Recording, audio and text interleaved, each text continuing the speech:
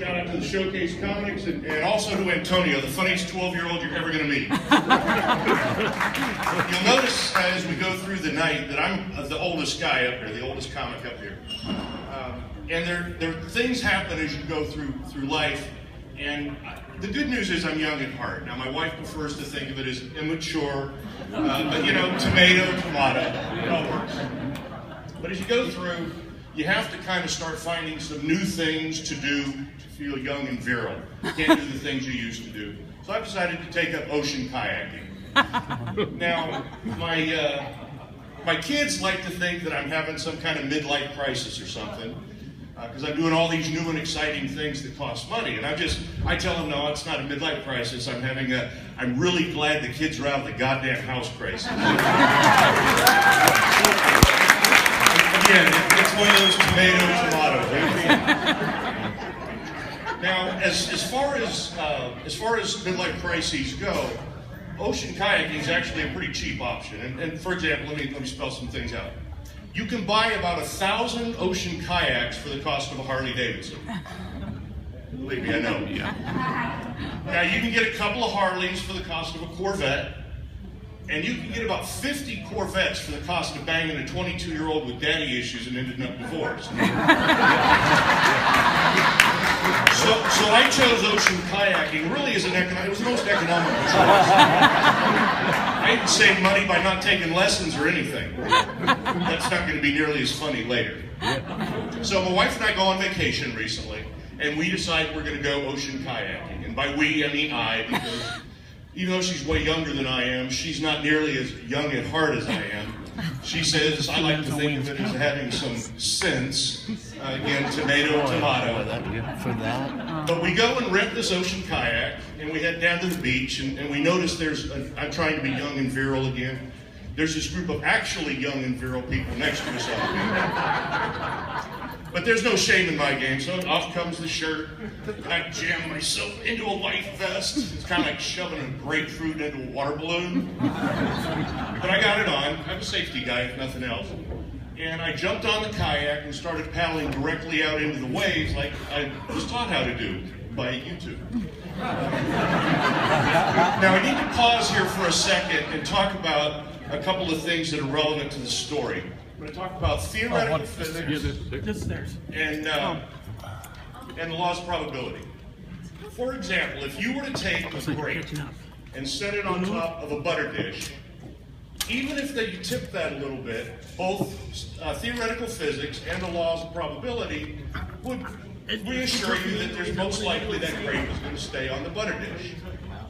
However, if you were to take, for example, a grapefruit and put it on top of a butter knife, while theoretical physics says that, yeah, it may stay on the knife, the laws of probability are going to tell a little different story.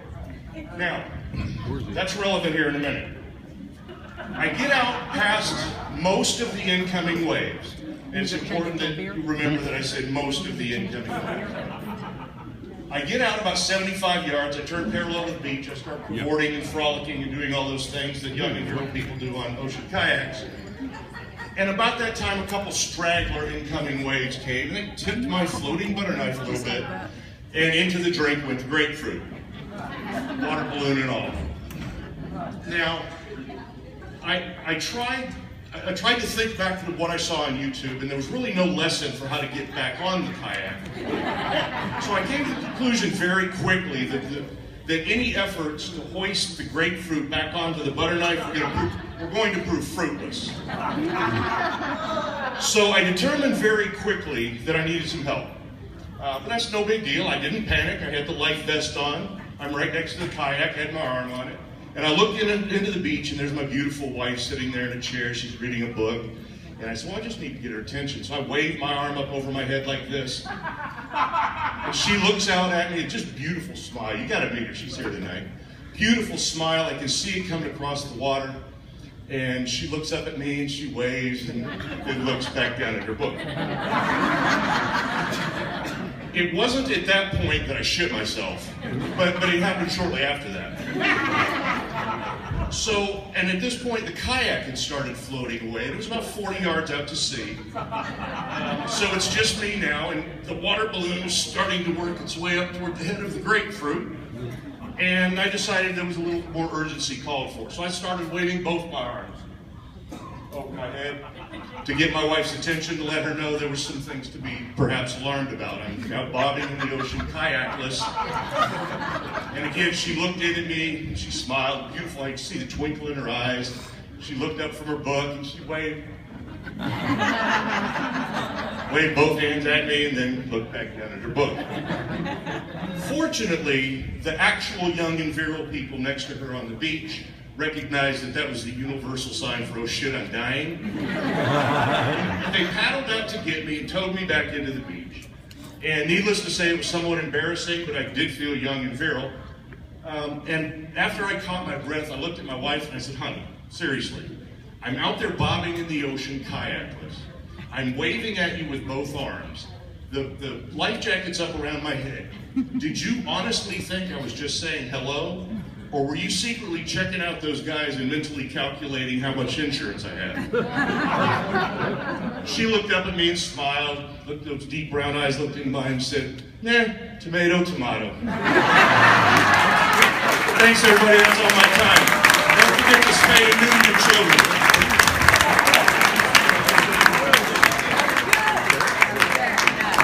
Give it up for Smokey, everybody. Give it up for Joe.